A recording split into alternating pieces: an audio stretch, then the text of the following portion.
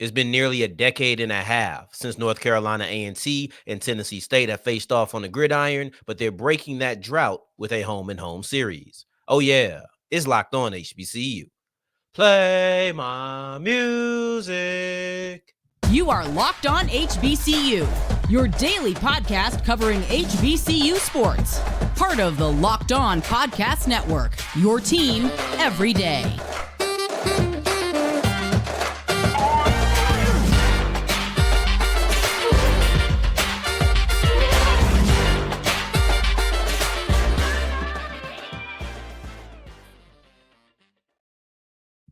What's going on, family? Welcome back to another episode of the Locked On HBCU podcast, your number one daily one-stop shop for everything HBCU athletics, Monday through Friday, part of the Locked On Podcast Network, your team every day. And I, of course, am Darian Gray, a.k.a. the Mouth of the South, Texas Southern alum and former TSU Herald Sports editor and current contributing writer at USA Today's Saints Wire. Thank you for going on this journey with me, making Locked On HBCU your first listen of the day every day. And remember, just because the mic cuts off does not mean that the journey is over. Just means it's time to follow me on Twitter at South Exclusives. Starts with an S and ends with an S. Today's episode ends with a look at the new Jackson State women's basketball coaching staff because Margaret Richard has came in and filled out her team. But prior to that, we'll take a look at the SWAC Baseball Tournament preview, and we kick off today's episode with North Carolina A&T and Tennessee State announcing a home-and-home series between the two squads. Now, a home-and-home series means that one team has a home game followed by another team, and it's scheduled that way. Sometimes you have games that are scheduled as one-offs because not every game is, I'm going to get this and then you're going to get that. Sometimes it's just, hey, Tennessee State, North Carolina A&T, they're playing in 2025 in Nashville, Tennessee. That's just what it's going to be. And then if they play again, they'll schedule that some other time. But right now, they've scheduled two games, not in a row, because it's not 2025 and 2026. It's actually 2025 and 2028. So the first game, Tennessee State will be hosting, and then the second game will go the way of North Carolina A&T. Now, what really is kind of interesting to me is that we could have had this game on a near yearly basis, because as you know, Tennessee State, North Carolina A&T, both of these schools are outside of their geographical HBCU conferences, right? So there is no SWAC for Tennessee State. There is no MEAC for North Carolina A&T. They are in the CAA and the OVC respectfully. But it wasn't that way just a couple of years ago. Just a couple of years ago, North Carolina A&T was in the Big South. And now the Big South and the OVC actually have a football merger. I feel the need to specify that it's football because, just for clarification, to be honest, I don't want you to think that all the Big South and OVC sports are joined as one. They've just come together to basically ensure that they'll have an automatic qualifier because the Big South was actually below the number and the OVC was just one above. So you need to have 6 teams in your conference in order to get the automatic qualifier, right? I think we know that very well because some of the FCS playoff conversations around the MEAC have centered around the amount of teams that they have because, hey, but then you have the Celebration Bowl. It's just a conversation. I think one day I'm going to do a topic on conversations that need to end. I'm tired of these conversations, right? And that'll be one of them. It's Celebration Bowl versus FCS playoffs. I'm kind of tired of it, kind of not. But anyway, that's not the topic at hand right now. So anyway, let's keep pushing. You're looking at the OVC and the Big South who merged, and they announced their merger on the same day, literally the same day that North Carolina A&T announced that they were moving on to the CAA. And then they went into effect with the merger the year after North Carolina A&T left the Big South. So if you remember correctly, the Aggies left the Big South after a year in every sport other than football. With football, they stayed an additional year before moving to the CAA. So had they not left, one could argue that the merger maybe wouldn't have happened. I don't know, because you're still looking at 5 teams for the Big South, which means no automatic qualifier. So I would say that it would happen, and still North Carolina A&T was likely a part of the plans when they had the merger start being discussed. Because let's imagine it this way. The OVC in the Big South, they didn't neither one of these, actually, the merger and departing from the conference, neither one of these are spur of the moment conversations. But I highly doubt that as soon as North Carolina A&T thought about leaving the Big South, they told the Big South, right? Like I'm sure they debated it for a little bit, and then once they decided this is what I'm doing, then they left. But that Big South OVC merger had to be being in discussion for at least a year. Once the Big South started seeing everybody getting taken by the CAA, they probably like, we need to do this. But it's actually probably before that. Anyway, I don't know the timeline, so I'm really just here trying to speculate. But overall, if they hadn't left, you were going to see this on nearly a yearly basis because you couldn't have guaranteed it. They likely wouldn't have done permanent opponents. It would have been nice if they could have, but it probably wouldn't have happened. You have 4 teams from the Big South, let's say 5 at that time, and I think the OVC has 7 of them. No, 6 of them. So they're right there on the marker. They have 6 teams because it's a 10-team conference now. So this merger definitely would have happened. But anywho, you're looking at this team as being every other year, every 3 years, because it would have been a revolving door of people you face on the other side. You would have had to face somebody from the other conference. Everybody would have had to do it. So you're going to have 6 conference games. Everybody would have to face someone from the opposite conference at some point, probably 2, to be honest. But yeah, so we were kind of robbed of that, but a home and home is all right. You get 2025, 2028 for Tennessee State. This kind of continues what will be a long range of tough opponents early in the year, HBCU opponents early in the year. I think they start off with, I'm trying to think. So they start off with Notre Dame a year ago, and then you had a North Dakota State game on the way. You'll have North Dakota State in 2025. So you'll play North Carolina A&T, I believe, in the opening game. And then they'll go to North Dakota State. And then later on in the year, they'll play Howard. I don't know what their Southern Heritage Classic opponent will look like because I haven't heard any news about UAPB re-upping that contract, and that contract expires in 2024. So maybe they just wanted to go 2 years to see what it'll be, and then they'll make another decision from there. If not, they will play another HBCU. Tennessee State's been pretty solid about wanting to play some HBCUs with their out-of-conference schedule. So in 2025, I expect to see a big-time game versus North Dakota State. That's going to be one that people have a lot of eyes on because Eddie George has had a history to me of having big-time opponents. And then there'll be a lot of HBCU representation, and we know how Tennessee State and their relationship with HBCUs go. They're going to be there for the game. Eddie George might be upset about when they leave, but they will be there for the game. This is just cool to me. And then 2028, A&T will host the game. There's nothing really special to say about them in that category. But yeah, Tennessee State, shout out to them. They're going to be scheduling a lot of HBCUs, and I'll be having fun.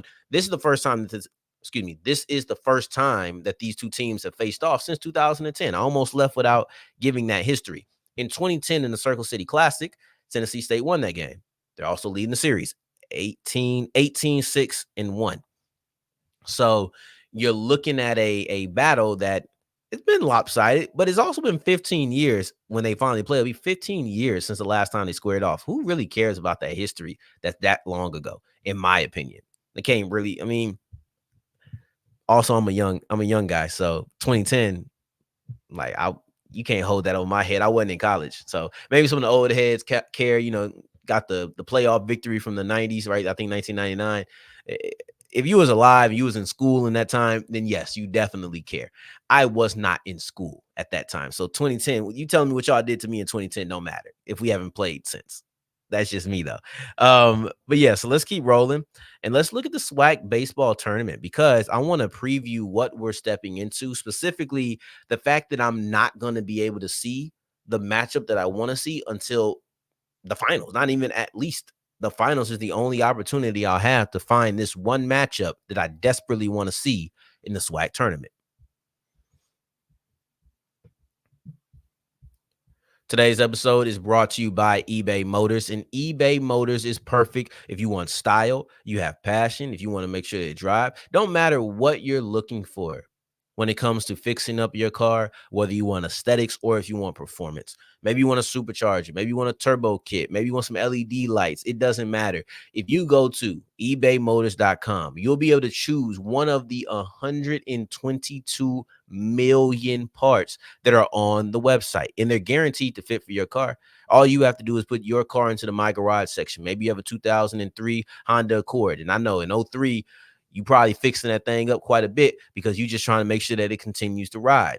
Honda's pretty good about that, but still, you want to be able to burn rubber, not burn cash. So go to ebaymotors.com and use that website to get the parts that you need at the price that you want. Make sure that your car is the real MVP and also the inspiration of jealousy on the road. Go to ebaymotors.com. That's ebaymotors.com. As we continue rolling on today's episode of Locked On HBCU, I appreciate you for making this your first listen of the day every day. For your second listen, make sure you're checking out Locked On Sports Today. It's the first of its kind, 24/7, all day, every day live sports network on YouTube. So go to Locked On Sports Today and see what's rolling right now. The SWAC Baseball Tournament starts today. In the words of my boy Kevin Gates, right now, today.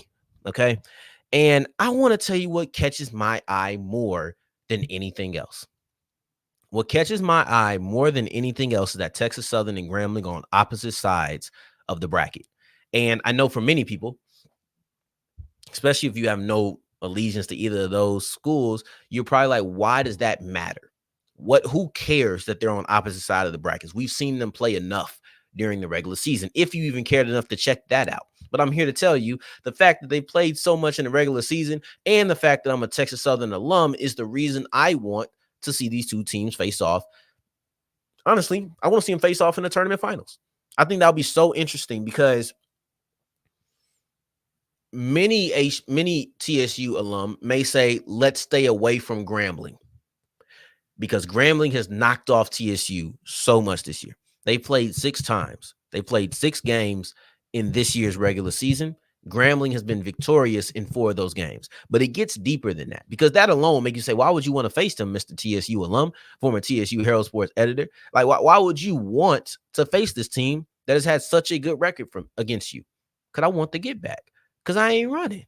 Bone Crusher said I ain't never scared. And I took that to heart, right? Because at the end of the day, when I look at what Grambling has been able to do to my alma mater, it don't sit right with me. It leaves a bad taste in my mouth. So I want to see him play again because like I told you, it goes deeper. It goes deeper. When you're looking at TSU versus Grambling, yes, Grambling defeated Texas Southern in 4 of the 6 games that they played in 2024.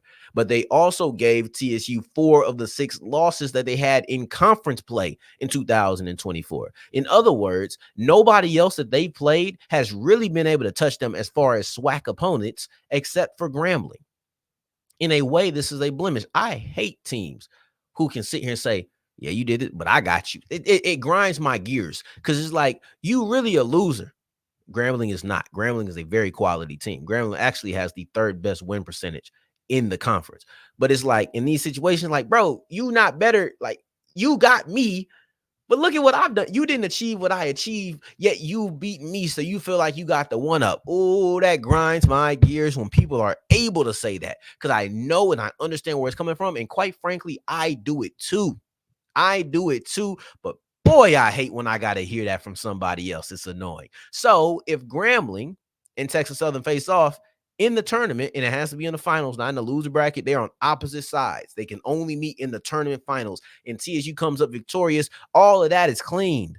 All of that has been wiped down. There's no more conversation to be had about that. So that's one of the reasons, or probably the only reason that I want to face Grambling. I want that get back. And if they get us, then hey, they got us. If they get us, then they got us. But that's the game that I'm looking at the most closely with the most scrutiny. I could say Texas Southern versus FAMU, the 2 teams with the best win percentage, but they ain't got that.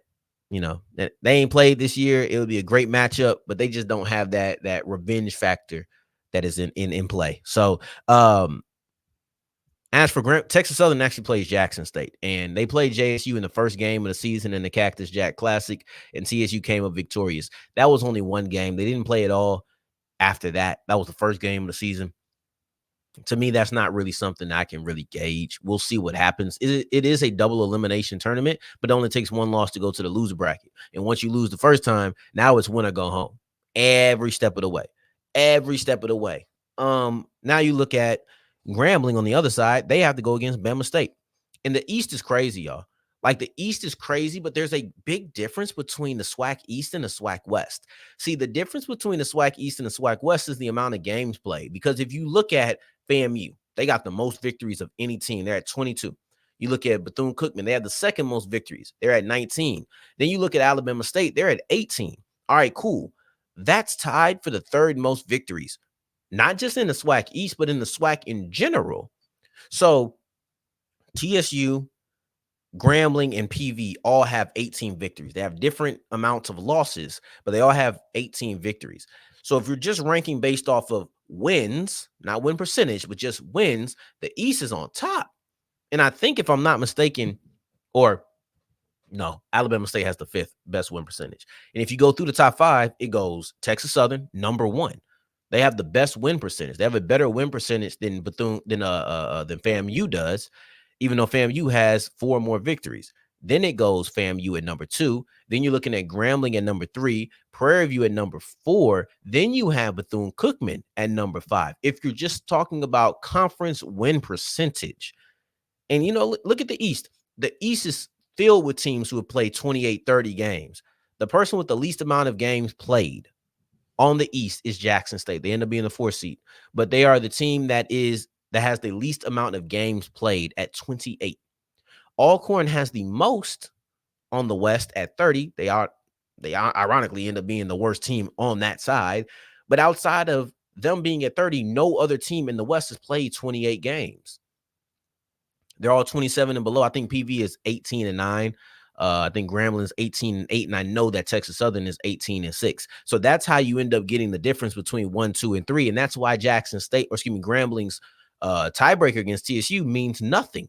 So I know I'm really kind of focusing in on that matchup between TSU and Grambling because I wanted to build to that. That's why I'm doing this as my SWAC baseball preview. But then also in addition to it, you still have Grambling versus Alabama State that has been looked at. Texas Southern versus Jackson State has been looked at. You also have PV versus Bethune-Cookman. And the PV and Bethune-Cookman, let's say that the higher seeds win, every single person. So let's say the 1 and 2 seed win on both sides of the bracket. You'll have FAMU versus Grambling, and you have TSU versus Bethune-Cookman. This will be high level. Now, if TSU winning, I think is the key on the West, not just because I'm biased, but because you look at the team that they could face. That's how I know I'm going to have a matchup. I'm saying, ooh, once I get that matchup, whether that's CSU versus PV, or if that's TSU versus Bethune-Cookman, a team they haven't faced this year. And PV is one of the other 2 teams who have given TSU a loss. So you have that. And then on the other side, FAMU, I feel like FAMU versus Grambling is the moneymaker. But you know what? FAMU versus Bethune versus Alabama State wouldn't be bad either. So that's just kind of looking at it's a really interesting bracket. And I know what I want to see at the end of the day, but I want to see the path that we take to get there because there's some really good teams in SWAC baseball, and there's some really interesting matchups because the SWAC West hasn't really played the East on some stuff like that. Like TSU ain't played the East. They haven't played them. So I don't know how they'll face against a FAMU or a Bethune-Cookman, but I'll surely be interested to watch. Now, as we push forward, speaking of having been seen before, we don't know how Jackson State women's basketball is going to perform in 2024, but I can tell you who will be leading them to wherever their path is, and that's Margaret Richards and her staff that she's just formed as we continue with Locked On HBCU.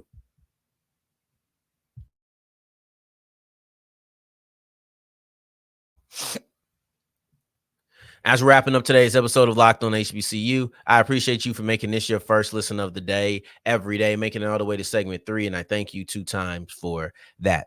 Thank you. Thank you. Now, we've broken down the baseball tournament. We've broken down the head-to-head series. Now let's look even further. Well, I guess technically not. I guess the home series is the furthest in the future, but let's look into the immediate future, which is Margaret Richards and the Jackson State women's basketball coach. And ironically, what I should have done is I should have put this number 2 because everything's a look into the future. So I could have looked into 2 years into the future. Then I could have looked into 8 months into the future. And then I could have looked at one day or like a couple of hours into the future. It's technically the present. That would have been a nice chronological breakdown, but I guess I didn't want to have a concept album today. But anyway, Margaret Richards is building her Jackson State women's basketball staff. And, after bouncing around this offseason, Richards is a head coach once again in the SWAC once again. And this is where she's here to stay. And she has a new challenge in front of her. She needs to form a coaching staff. And you don't necessarily always have to do that when you step into this position. But Tamika Reed took her staff with her.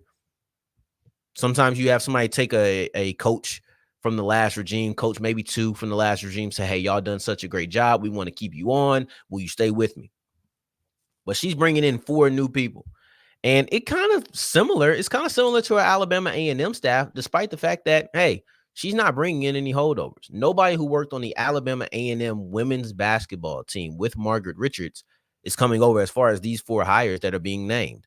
These are 4 new hires. There are some Alabama A&M ties, though. So it's going to have a few head coaches or coaches with head coaching experience, and you're going to have a former player. The difference is in Alabama A&M, she took her former player and said, all right, you're a graduate assistant now. But here you have a former Grambling player who's a couple of years removed from playing the game and actually has been a coach elsewhere. So she's coming on as a coach, not just a grad assistant. So let's get into the staff. You have Dylan Howard, who comes over from Alabama A&M. He was the men's basketball, didn't come over from Alabama A&M, but he was with Alabama A&M as their men's basketball coach. Defensive calling card. At Southern, he showed that. You had the top scoring defense in the SWAC when he was with the Jaguars, 7th in the nation in forced turnovers. So you're looking at a coach who's coming over to help you with defense. Now that Alabama A&M tie is there, and most importantly, he's been a head coach before. Now you go to the next one, Daniel Price. There are no HBCU ties here for Mr. Price. Mr. Price, however, is a native of Jackson, Mississippi. And you know what we say? If you don't have those HBCU ties, you better have those local ties. And he's not just tied to the state of Mississippi. He's specifically tied to the city of Jackson. He also is said to have a defensive calling card. Excuse me.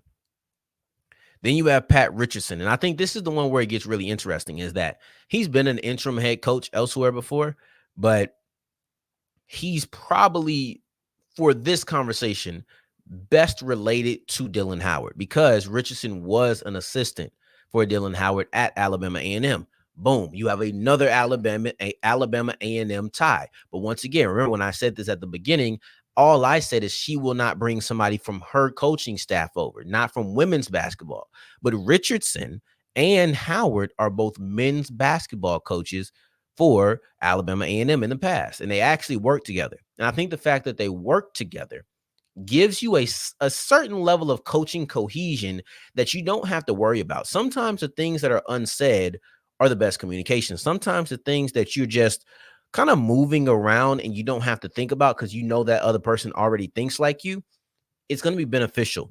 One thing that has to get adjusted is, okay, we're not running Howard's scheme. We're running Richard's scheme. Margaret Richards, not Margaret Richards, okay? Because there's a Richards and a Richards son, but the Richards son is a son. He's a man. All right, so that's the best way to remember it. Margaret Richards and Pat Richards' son.